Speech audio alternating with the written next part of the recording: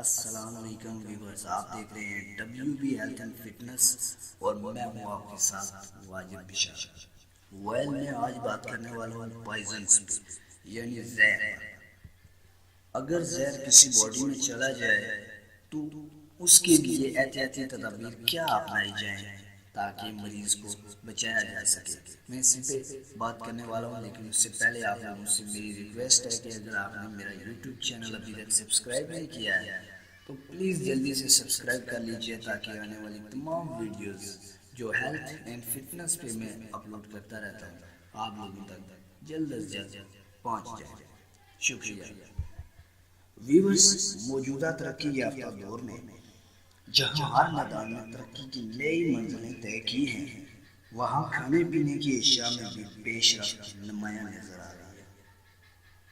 نئے پھل اور سبزیاں سارا سال کھانے کو ملنے لگی ہیں، لیکن بدقسمتی سے گھریلو استعمال کی اکثر اشیاء ادویات کے بے دریغ استعمال کے باعث زہر آلود ہو چکی ہے۔ اس لیے ہر چیز کو استعمال سے پہلے اچھی طرح دھو کر استعمال کرنا چاہیے۔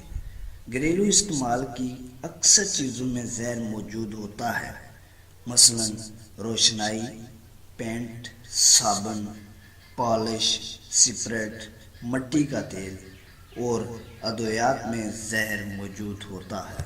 گھروں میں جراثیم کش دوائیں اور برتن وغیرہ صاف کرنے کے جتنے بھی کیمیکل ہیں سب میں زہر ہوتا ہے۔ یہ زہر کہیں ٹھوس، کہیں مائع اور کہیں گیس کی صورت میں موجود ہوتا ہے۔ اس لیے ہمیں زندگی سلیقہ اور شعور کے ساتھ گزارنے کا ڈھنگ خود سیکھنا اور بچوں کو سکھانا چاہیے۔ زہر کی مختلف اقسام انسانی جسم پر مختلف طریقوں سے اثر انداز ہوتی ہیں۔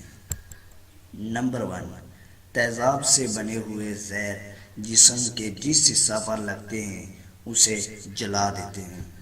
نمبر 2، ہیجان پیدا کرنے والے زہر جسم میں جلن پیدا کرتے ہیں۔ نمبر 3، گلی سڑی چیزوں کے زہر اور معدنی زہر کولنج کے درد اور دستوں وغیرہ کا باعث بنتے ہیں۔ نمبر 4، خواب آور زہر انسانی جسم کے اعصابی نظام کو متاثر کرتے ہیں۔ ان کے استعمال سے آدمی بے ہوش ہو جاتا ہے۔ فوری طبی امداد۔ نمبر 1، واقعے کے فوراً بعد ڈاکٹر کو بلائیں اور زہر کی شیشی یا دوا دکھائیں۔ نمبر 2، الٹی یا قے کرانے کی کوشش کریں۔ نمبر 3، سانس بند ہو تو مصنوعی سانس کی مدد سے سانس بحال کرنے کی کوشش کریں۔ نمبر 4، اگر منہ وغیرہ پر جلنے کے نشان ہوں تو قے نہ کرائی جائے۔ نمبر 5، تیزابی زہر کی صورت میں الکوہل دی جائے، چونے کا پانی، چاک یا میگنیشیا پانی میں ملا کر بار بار دیا جائے۔ نمبر 6، اگر کھاری زہر ہو تو سرکہ، لیموں کا عرق وغیرہ دیا جائے۔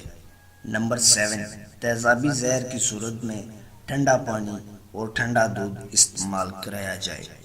نمبر 8، تمام حالتوں میں دودھ، کچا انڈا، تیز کافی یا چائے دی جائے۔ نمبر 9، خواب آور زہر کی صورت میں معدہ صاف کرنے کے بعد مریض کو سونے نہ دیا جائے۔